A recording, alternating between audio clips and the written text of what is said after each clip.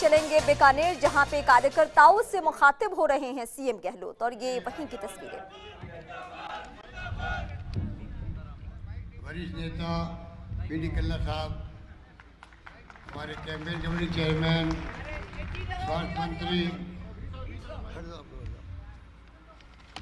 स्वास्थ्य मंत्री रघु शर्मा जी, रामेश्वर जूडी साहब, राज्य मंत्री भंवर सिंह पाटिल साहब, हमारे लोकप्रिय उम्मीदवार मदन गोपाल जी मेघवाल साहब, वरिष्ठ नेता गोविंद मेघवाल जी, वीरेंद्र बेनीवाल जी, मंगलाराम जी गुजराल साहब, जमर साहब, जदानंद कल्ला जी, रेवत राम जी भंवर साहब, कुलदीप इंदौरा जी, जिला अध्यक्ष यशपाल गहलोत जी, गुलाब गहलोत जी, महेंद्र गहलोत जी, मकसूद अहमद साहब, कृष्णाराम जी श्याग, श्री किशन शिविर जी, मेघ सिंह राठौड़, श्याम सिंह जी भाटी, राजेंद्र सांकला जी, वल्लभ कोचर जी, तमाम उपस्थित यहाँ हमारे वरिष्ठ नेतागण, उपस्थित बुजुर्गों, भाइयों और बहनों, नौजवान साथियों, बीकानेर में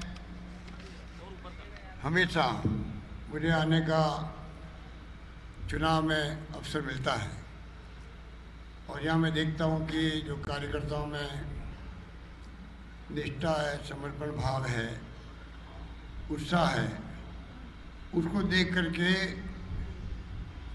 उम्मीदवार का भी और नेताओं के हौसला अफजाई होती है। उसके लिए आपको शुक्रिया अदा करना चाहिए। ये भैया बीच में मत बोलो, नारेबाजी अच्छी कर रहा हूँ, अति हुई तो मैं आपकी तारीफ कर रहा हूँ। आपका उत्साह देख करके हम सब उत्साहित होकर जाते हैं, उसके लिए शुक्रिया आपका। अभी मेरे पूर्व वक्तों से बातें आपको कही, ये चुनाव देश की तकदीर का फैसला करेगा। राहुल गांधी जी ने जितने मंच पे बैठे हुए हैं, सभी लोगों के राय ली गई और उसके बाद में फैसला किया गया मदन गोपाल मेघवाल को कांग्रेस का उम्मीदवार घोषित करना है। और टिकट एक ही मिलता, दो मिलते नहीं है, आपको मालूम है। इसलिए टिकट मिलने के बाद में कांग्रेस की एक खासियत है और नेताओं की, जो समझदार नेता होता है, वो राहुल गांधी हो, चाहे सोनिया गांधी जी हो, चाहे राजीव गांधी थे, चाहे इंदिरा गांधी थी, मैंने अनुभव किया है कि समझदार नेता टिकट मिलने के बाद में ये भूल जाता है कि मैंने कल किसके लिए क्या कहा था। जैसे टिकट डिक्लेयर हुआ और उसको सिर्फ इंदिरा गांधी के हाथ का निशान दिखता है, तिरंगा झंडा दिखता है, जो त्याग का, बलिदान का, कुर्बानी का इतिहास रखता है। आप तो हमारे कांग्रेस परिवार के सदस्य हैं, इसलिए मैं आपको कहना चाहूँगा, हमको गर्व होना चाहिए कि हम लोग जहाँ बैठे हुए हैं इस तिरंगे झंडे के नीचे 125 साल से अधिक हो गए हैं इस पार्टी को, जिसने शानदार इतिहास रचा है त्याग का, बलिदान का, कुर्बानी का। नौजवान लोग उस वक्त के जेल गए, फांसी के फंदे पे चढ़े, लाठियाँ खाई, गोलियाँ खाई। पंडित नेहरू जैसा व्यक्ति 8-10 साल से जेल में रहा। जो नौजवान पढ़ते उनको मालूम होगा, विश्व इतिहास की झलक, भारत एक खोज, जिसका बाद में एक सीरियल भी आया था, जो किताबें पुस्तकें लिखी जेल में रह कर के, कोई पढ़ ले अगर नौजवान, तो मैं कह सकता हूँ वो समझ जाएगा कि पंडित नेहरू का व्यक्तित्व इस देश में नहीं, देश के बाहर विश्व के अंदर अपनी पहचान रखता था। उसको भी नहीं छोड़ा इन लोगों ने। सोशल मीडिया का दुरुपयोग कर कर किस प्रकार से उनकी छवि को खराब करने का प्रयास किया। ये वो लोग हैं जो इतिहास को समाप्त करना चाहते हैं।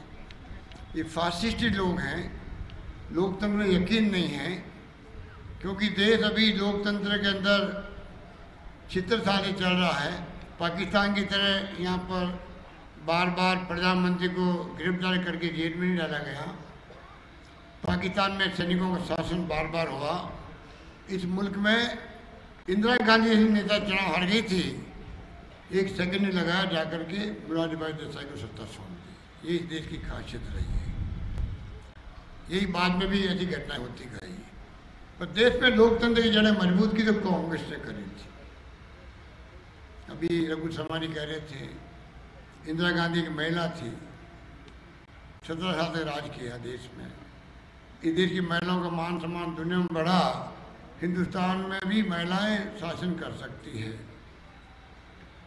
उदय कर दिया बांग्लादेश का, 90,000 उनके कर्नल, जनरल, सैनिक, मेजर सबको हथियारों को सरेंडर करवा दिया हमारे आर्मी के सामने। इंदिरा गांधी ने खालिस्तान नहीं बनने दिया, जो पंजाब हमसे अलग होना के लिए आतंकवाद फैल चुका था, उसका खात्मा कर दिया। सरदार बहन सिंह जी ने जो मुख्यमंत्री बने, उन्होंने भी, इंदिरा गांधी ने अपनी जान दे दी प्रधानमंत्री पद पे रहते हुए, और देश एक व अखंड रहा। ऐसी कितनी घटनाएं हुई होगी। पंडित नेहरू प्रधानमंत्री बने प्रथम, क्या जो आज नींव खड़ी है, हिंदुस्तान खड़ा जिस नींव पर, कल कारखाने, बड़े बड़े बांध, वैज्ञानिक दृष्टिकोण से वो सोचते थे, पब्लिक को संदेश देते थे, क्या उनकी व्यक्तित्व था। पंचशील के सिद्धांत, प्लानिंग कमीशन स्थापना करी, योजनाबद्ध तरीके से विकास हुआ देश का। क्या प्रधानमंत्री जी के मुंह से कभी सुना आपने 5 साल में? आप आलोचना करो, डेमोक्रेसी में आलोचना मंत्री की, मुख्यमंत्री की, प्रधानमंत्री की करना कोई स्वाभाविक है, बुरा नहीं मानना चाहिए हम लोगों को, ये लोकतंत्र की खासियत होनी चाहिए। पर मोदी जी के राज में कोई आलोचना कर दे सरकार की या मोदी जी की, वो राजद्रोही कहलाता है। इतनी बड़ी सोच में फर्क है कांग्रेस के और इन लोगों के। मोदी जी ने कभी अपने मुंह से सुना आपने कभी कहते हुए 5 बुरे पंडित नेहरू की करते तो एक कम से कम एक खासियत बताते। इंदिरा गांधी जी के ऊपर आरोप लगाते तो कुछ तो कहते इंदिरा गांधी ने, वाजपेयी जी को दुर्गा कहना पड़ा पार्लियामेंट के अंदर, वो उनकी उपलब्धि थी देश के लिए, खालिस्तान नहीं बनने ने जान दे दी, ये तो कहते। कभी कहा क्या? अरे प्रधानमंत्री के शब्द तो दिल को छूने वाले होने चाहिए, प्रत्येक नागरिक के दिल को छू जाए। हमारा प्रधानमंत्री किसी पार्टी का अकेला नहीं होता है, हमारा प्रधानमंत्री होता है वो देश का प्रधानमंत्री है। तो मोदी जी ने जिस प्रकार से 5 साल बिताए हैं, पहले तो काला धन लेके आऊँगा ऐसा माहौल बना दिया, स्विस बैंकों से 1 रुपये लेके नहीं आए, 5 रुपये 1 रुपये लेके नहीं आए। महंगाई कम कर देंगे, महंगाई बढ़ती गई, अंतर्राष्ट्रीय कीमतें कम हो गई तेल की, तब भी बढ़ती गई। 2 करोड़ नौजवानों को नौकरी देंगे प्रति वर्ष, उनकी जिक्र नहीं करते हैं।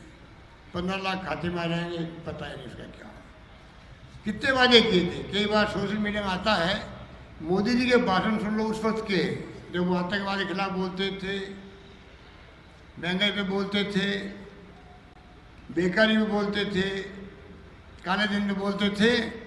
वो अगर भाषण सुन लें हम लोग पहले के, 5 साल पहले के, तो फिर कांग्रेस को कैंपेन करने की जरूरत नहीं रहेगी। लोग खुद समझ जाएंगे कि देखिए कितना इतना फर्क पड़ गया। और अब चुनाव जो है ये लोकतंत्र है। राहुल गांधी कहते हैं बीजेपी की जगह बीजेपी रहेगी, आरएसएस रहेगी, हमें कोई मतलब नहीं, वो उनका काम है, हमारी कोई अदावत नहीं है, दुश्मनी नहीं है। हम तो खाली अपनी बात कहते हैं, हमारी नीतियाँ, हमारे कार्यक्रम, हमारे सिद्धांत देश के लिए, देश की जनता के लिए, गांव के लिए, गरीब के लिए, किसान के लिए, दलित के लिए, पिछड़ों के लिए, हमारे ये सिद्धांत है, हमारी ये नीति है, ये हमारे कार्यक्रम है। वो अपनी बात कहे, माई बाप आप लोग होते हो, आप तय करते हो भाई कौन सी पार्टी की क्या नीति सुनाई गई है, कहा गया है, क्या उपलब्धि रही है, लेखा जोखा लेते हो आप लोग नेताओं का, उसके बाद में फैसला करते हो हाँ अब हमें किसको वोट देना है। ये लोकतंत्र की परंपरा रही है और रहनी चाहिए। मोदी जी के राज में ये नहीं है, 5 साल की वो जिक्र करेंगे ही नहीं कि क्या हमने किया, पहले वादे क्या किया, क्या उपलब्धि रही, कोई मतलब नहीं। कभी धर्म के नाम पे बात कर देंगे, हिंदुत्व की बात करेंगे, क्या हम लोग हिंदू नहीं हैं। कभी राष्ट्रवाद की बात कर देंगे, क्या हम राष्ट्रवादी नहीं हैं। यहाँ बैठे हुए लोग कांग्रेस झंडे के नीचे इधर राष्ट्रवादी नहीं हैं, और जो बीजेपी झंडे के नीचे बैठते हैं वो राष्ट्रवादी है। ये कहाँ की समझदारी है? ये लोकतंत्र है जहाँ पर आप इस प्रकार भेदभाव करो। ये जो स्थिति बना रखी उन्होंने, इसलिए आज देश उनसे पूछ रहा है कि आप ये उपलब्धि बताओ। आप Congress, BJP, CPM, CPI, Sapa Basapa कोई पार्टी हो, ये लोकतंत्र है, अपनी अपनी बात कहे फिर जनता फैसला करे। राहुल गांधी जी कोशिश करते हैं बार बार राफेल का जवाब दो कि तब सौदा जो था लड़ाकू विमान का 526 करोड़ का विमान टेंडर होकर के उसके बाद में खरीदने की नौबत आई, सरकार बदल गई। वो विमान जो 526 करोड़ का था वो सरकार बदलते ही ना टेंडर निरस्त हुआ ना नया टेंडर हुआ। 1660 करोड़ का कैसे हो गया, कोई जवाब नहीं आता। दुष्परिणाम निकाल रहे नेताओं से, इनकम टैक्स के छापे, सीबीआई के छापे, ईडी की कार्रवाइयाँ चुन चुन करके सब संस्थाओं को कमज़ोर कर दिया। जुडिशरी कमज़ोर हो गई, प्लानिंग कमीशन ख़त्म कर दिया, आरबीआई को कमज़ोर कर दिया। 2-2, 3-3 आरबीआई गवर्नर बदल चुके हैं। कोई जमाने में हम सुनते थे मनमोहन सिंह जी गवर्नर हुआ करते थे। क्या आरबीआई गवर्नर का मान सम्मान देश के अंदर क्या प्रतिष्ठा हुआ करती थी, और आरबीआई संस्था को खत्म कर रहे हैं।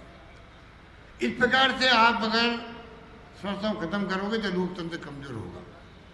ये चिंता हम सबको होनी चाहिए। आज देश में किसान बहुत दुखी हैं, आत्महत्या कर रहा है। मजदूरों की मजदूरी चली गई नोटबंदी के बाद में, काम धंधे ठप हो गए, लोगों ने नौकरी निकाल दी। जो नौकर थे, काम कर रहे थे, मजदूर थे, कारीगर थे, निकल चुके हैं। ठप पड़े व्यापार, हालात बड़े गंभीर है देश के अंदर। लोग चिंता कर रहे हैं, डर के मारे, भय के मारे बोल नहीं रहे हैं। इतना भय है कि लोग कहते टेलीफोन पे बात करते हैं, हमारा फोन पे टैप तो नहीं हो रहा है, व्हाट्सएप पे बात करो। ये चिंता क्यों सता रही है लोगों को? पॉलिटिशियन हो, चाहे वो ब्यूरोक्रेट हो, चाहे वो पत्रकार हो, मीडिया वाले हो, मीडिया हाउसेज हो, सब जगह पर हाहाकार मचा हुआ है। और मोदी जी जो है अपनी मार्केटिंग करते, 4-5-6 हज़ार करोड़ खर्च कर दिए खाली टीवी और इसमें विज्ञापनों के अंदर। और अब मीडिया खुद जो दबाव में, अभी हमारे सामने खड़े ले रहे हैं, मेरे शूट करें मुझे, फिर इनको पूछो कि ये इतने मेहनती हैं, खड़े रहते हैं, घंटों खड़े रहते हैं, सब कुछ करते हैं। ये दबाव के अंदर है, इनके मालिक लोग दबाव में हैं, इनके संपादक दबाव में हैं, इनके एंकर दबाव में हैं, और वो लोग सच नहीं बता पा रहे। वो डरते हैं कहीं इनकम टैक्स बढ़ाए जाएंगे, सीबीआई के छापा ढल जाएगा, ईडी वाले तंग करेंगे। सच्चाई बताने में असफल है, चाहते हुए सच्चाई बता नहीं पा रहे हैं। ये नौबत क्यों आई देश के अंदर? मीडिया की स्थिति यही है, चाहे वो प्रेस हो, प्रिंटिंग हो, चाहे वो विजुअल हो, कोई हो। यह देश में हालात बन गई है। एक रवीश कुमार का नाम सुना होगा आपने, जो एनडीटीवी देखा आपने? देखते हो एनडीटीवी? कोई कौन देखते? हाथ खड़े करो। ओह, कमाल हो गया। मैं अभी हाथ गिनता था, अभी इतने हाथ खड़े हुए मैं गिन भी नहीं सकता। गिनता मैं हाथ भी नहीं गिन पाया, इतने हाथ खड़े किया आपने। अच्छा है। उसने क्या कहा रवीश कुमार ने कि आज इतनी हमारी स्थिति खराब हो चुकी है, एंकरों की, सबकी, इतना दबाव के अंदर है कि मुझे शर्म आती है, खुद को एंकर हूँ मैं। और लोकतंत्र खतरे में इस प्रकार से। क्या होगा देश का कोई पता नहीं, भविष्य क्या होगा। और इतना मीडिया भ्रम फैला रहा है कि देशवासियों को चाहिए 2 महीने तक टीवी देखना बंद कर दे। आप सोच सकते हो, आपने कभी, मैंने खुद ने 45 साल की जिंदगी में मैंने कभी ऐसा भाव नहीं देखा कि मीडिया के लिए ये बात कहनी पड़े, मीडिया पे अविश्वास हो लोगों का। हम किस दिशा में जा रहे हैं? ये चुनाव वो है। इसलिए मैं कहना चाहूँगा कि देश में हालात बड़े गंभीर है। मोदी जी अगर बॉलीवुड में जाते ज़्यादा अच्छा होता। बॉलीवुड के लायक तो वो आदमी है, और देश का नाम भी करता हो। देश का नाम करता, कह गले मिलना, कह गले पड़ना, कह हाथ मिलाना, कह लटके झटके करना, वो तो माहिर आदमी। और मैं कई मीटिंगों में कहता हूँ कि बॉलीवुड में जो एक्टर होता है या एक्ट्रेस होती है या वो विलेन क्या कहते हैं, खलनायक, आप बताओ मुझे, वो तमाम लोग जो होते हैं, मैं तो फिल्में देखता नहीं, 20-25 साल हो गए होंगे, तो आप मेरे कोई फिल्म देखते भी होंगे, तो जो कुछ भी फिल्म दिखता है, एक्टिंग दिखती है, नाच गाने भी होते हैं, डांस भी होते हैं, खलनायक भी आता है, पर वो सब खाली एक्टिंग होती है, सच्चाई कुछ नहीं होती है। सच्चाई नहीं होती, वो कोई प्यार थोड़ी करता है आपस के अंदर। वो स्थिति मोदी जी की है। मोदी जी जो बोलते हैं सच्चाई कोसों दूर है उनके, सच्चाई कोसों दूर है। कई बार ऐसी बातें बोलते हैं, बड़ी लगता है ये आदमी करता क्या है। ये श्यामा प्रसाद मुखर्जी नेता बीजेपी के थे, कश्मीर में उनकी डेथ हुई। मोदी जी बोलते हैं देखिए भाई और बहनों, हमारे नेता श्यामा प्रसाद मुखर्जी की डेथ लंदन में हुई थी और कांग्रेस के पंडित नेहरू ने उनकी लाश को इंडिया में लाने नहीं दिया। कल्पना करना, कहाँ तो डेथ हुई कश्मीर में, कहाँ लंदन, कहाँ की बात बोलते हैं। भगवान मालिक है प्रधानमंत्री के, तो मोदी जी के तो भगवान ही मालिक है। लगता मुझे ये कि आदमी बोलता क्या है, और देश सुन रहा है मजबूरी के अंदर। नौजवान पीढ़ी को गुमराह किया सोशल मीडिया के माध्यम से, करोड़ों अरबों रुपये खर्च कर रहा है, सोशल मीडिया का दुरुपयोग हो रहा है देश के अंदर। अरे एक तरफ तो राजीव गांधी थे जो लेके आए मीडिया को, कंप्यूटर हो चाहे वो मोबाइल फ़ोन आपके हाथ के अंदर है, स्मार्टफोन हो, जिसके माध्यम से आज दुनिया मुट्ठी में है। ये मीटिंग हो रही है, दुनिया देख सकती है कि कौन कहाँ बैठा बीकानेर का, कौन भाषण दे रहा। इतनी क्रांति हो गई है। अरे मोदी जी कहते हैं 70 साल में कांग्रेस ने क्या किया। मोदी जी, जब आप और हम पैदा हुए थे, मेरी उम्र और मोदी जी उम्र बराबर है, करीब करीब साल भर का फर्क हो। उनको पूछो, हम पैदा हुए थे तब सुई भी बन के बाहर से आती थी। बिजली क्या होती है लोगों को पता नहीं था, बिजली होती क्या है। घरों में पानी की बात छोड़ो, मॉलों में नल नहीं था, कोई बावड़ी कुएं बावड़ियों में बड़ी होती थी, वहाँ जाकर घर वाले जाके पानी छींच करके सिर पे रख के लाते थे। वो जमाना उन्होंने देखा होगा, मैंने भी देखा है। बिजली कोई कल्पना की बात नहीं थी। रोड लाइटें नहीं होती थी वो जमाने के अंदर, रोड लाइट आए थे वहाँ जाके पड़ते थे रोड लाइटें नीचे, वो जमाना देखा था। तो मोदी जी ने देखा हुआ जमाना, पूछो इनको। वो जमाने से आज हम यहाँ तक पहुँचे हैं। बीकानेर क्या था,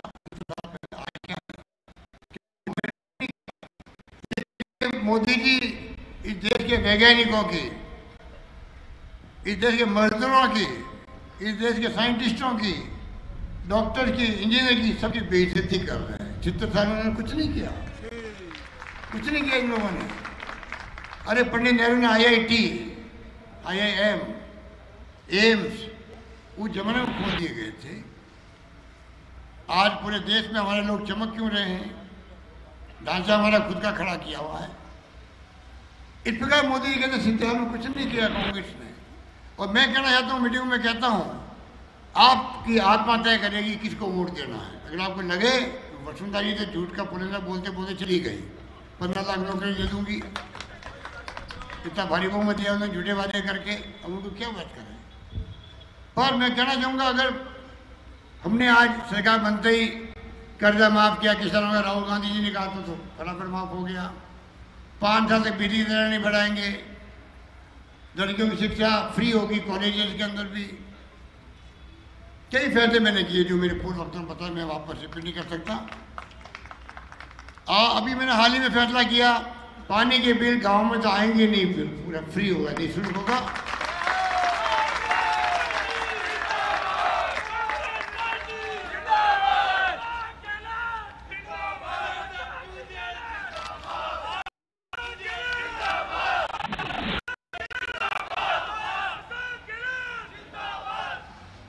परंतु हमने 2 रुपये किलो जो अनाज मिलता था, राजस्थान में हमने 1,74,00,000 लोगों को 1 रुपये किलो गेहूँ देने का तय किया है राजस्थान के अंदर। शहरों में पानी के बिल आएंगे बहुत कम आएंगे, 30% आएंगे। हम चाहेंगे कि गाँव की तरह यहाँ भी कोई स्कीम लागू हो। कहने का मतलब यह है कि जो हमने किया, बेरोजगारी भत्ता देना शुरू किया है, एक के बाद एक स्कीमें बनाई जो सबके सामने हैं। पेंशन बढ़ोतरी कर दी 500 750 750 1000 कर दी। हम फैसले करते जा रहे हैं। मोदी जी ने कहा कि मैं 6000 रुपये दूंगा, 2-2 किस्तों में दूंगा। अरे केंद्र सरकार आपको, राहुल गांधी न्याय योजना लेके आए हैं, 6000 रुपये प्रति माह मिलेंगे, 72,000 मिलेंगे, इस देश की 20% आबादी को मिलेंगे। सोच क्या उनकी इसके पीछे? जो पैसा जाएगा गरीब की जेब में 72,000 जाएगा प्रति वर्ष जाएगा, पैसा वहाँ पर खर्च होगा दुकानों पर, माल का डिमांड बढ़ेगी तो माल का उत्पादन होगा, फैक्ट्री खोलेगी, फैक्ट्री बनी हुई तो आगे बढ़ेगी और पैसा सर्कुलेशन में जाएगा वापस। राष्ट्र की आर्थिक व्यवस्था में जब पैसा सर्कुलेशन में जाता है तो आर्थिक स्थिति सुधरती है। इस प्रकार की सोच के साथ में जो मैनिफेस्टो बनाया गया है, मोदी जी मन की बात थोपते थे हर वीक में शनिवार संडे को। राहुल गांधी ने कहा हम थोपना नहीं चाहते, हम जनता की मन की बात सुनना चाहते हैं। और पहली बार उस व्यक्ति ने पूरे देश में टीमें भेजी है कि वहाँ के लोग क्या, इंजीनियर क्या कहते हैं, डॉक्टर क्या करते हैं, महिलाएं क्या कहती है, युवा क्या कहता है, छात्र क्या कहता है, दलित की क्या समस्या है, आदिवासियों की समस्या क्या है, उसका सारांश क्या है, वो मैनिफेस्टो का आधार बनेगा। उस प्रकार कांग्रेस का मैनिफेस्टो आया जो पूरे देश के अंदर लोग अप्रिशिएट करते हैं। तो मैं निवेदन करना चाहूँगा कि एक तरफ तो मार्केटिंग है, जो गुजरात मॉडल था पूरा एक्सपोर्ट हो गया। मैं 1 साल गुजरात में रहा था राहुल गांधी जी के साथ में, वह कोई मॉडल नहीं था, वही मार्केटिंग थी मोदी जी की, तो वो कामयाब हो गई। अडवाणी जी ने उनको आशीर्वाद दे रखा था और इसलिए वो उनका काम चल गया, पर कोई तरह का मॉडल नहीं था। उस वक्त सुनते होंगे आप लोग भी कि कांग्रेस बीजेपी कहती है कि पूरे देश में हमारा मॉडल गुजरात मॉडल से हम शासन करना चाहेंगे देश के अंदर। वो मोदी जी तो गुजरात मॉडल का जो नारा था अडवाणी साहब का, वो ले उड़े मोदी जी, अडवाणी साहब घर जाके बैठ गए। उल्टा हो गया मोदी का वो जो मॉडल गुजरात का, और कोई दम नहीं उसके अंदर। खूब अखबार आता था कि 1.5 लाख करोड़, फिर 2.5, फिर 3.5, फिर 7.5 लाख करोड़ का इन्वेस्टमेंट आएगा।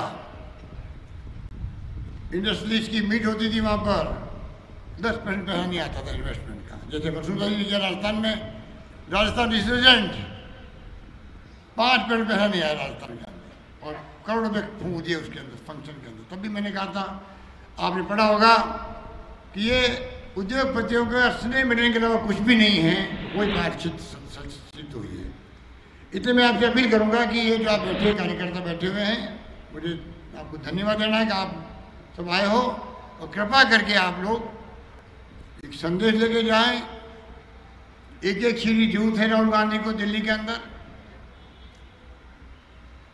और किस प्रकार से हम लोग एनडीए गवर्नमेंट, मोदी जी, कोई संभावना नहीं इनकी कि वहाँ पर प्रधानमंत्री बनेंगे। देश समझ चुका है असत्य बोलने से, झूठेबाजी करने से काम नहीं चलता है। मार्केटिंग एक हद होती है, हदें पार कर चुके हैं वो। इसलिए समय आ गया कि हम एक सबक सिखाएं। राजस्थान में सरकार बनाई आपने, बीडी कल्ला साहब को आपने काम किया, उसके लिए आपको बहुत बहुत धन्यवाद।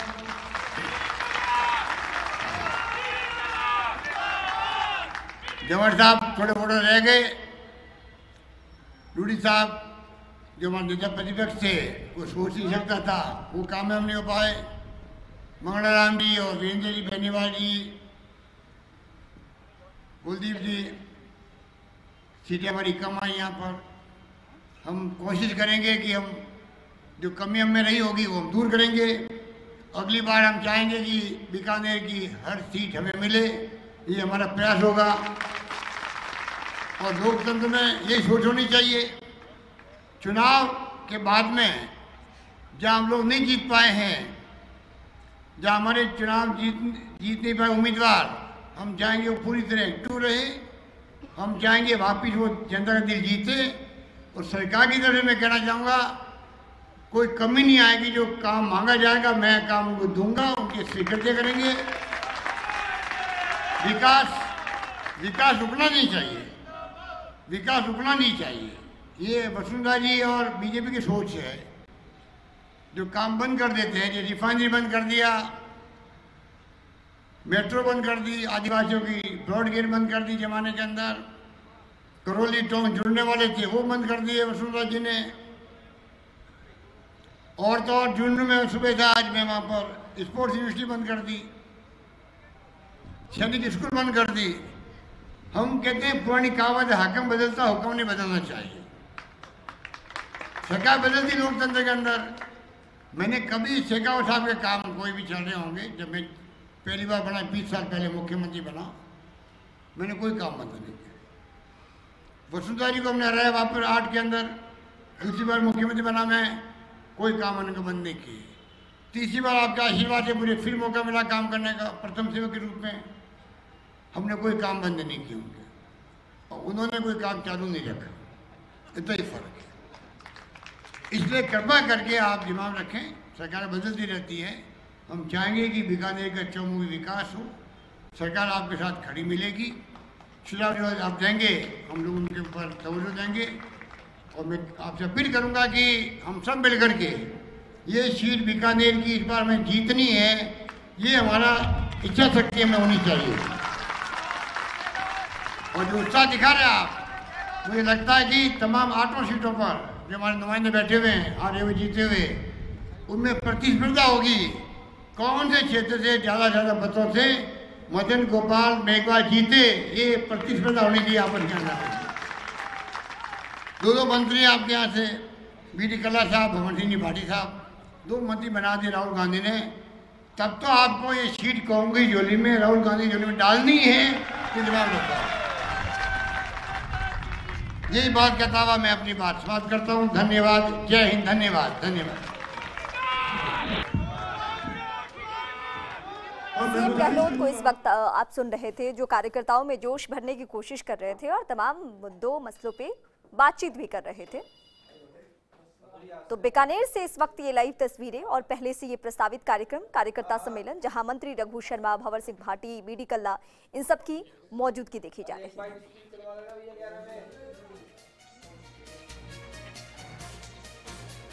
और इसी के साथ फिलहाल